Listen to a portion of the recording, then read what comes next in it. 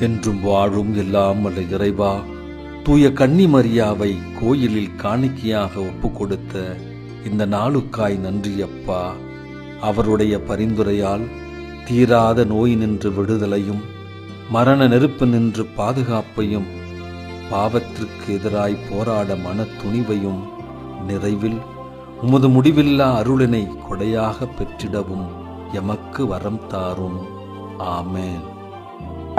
என்றும் வாழும் எல்லாம் வல்ல இறைவா, தூய கன்னி மரியாவை கோயிலில் காணிக்கையாக ஒப்பு கொடுத்த இந்த நாளுக்காய் நன்றி அப்பா.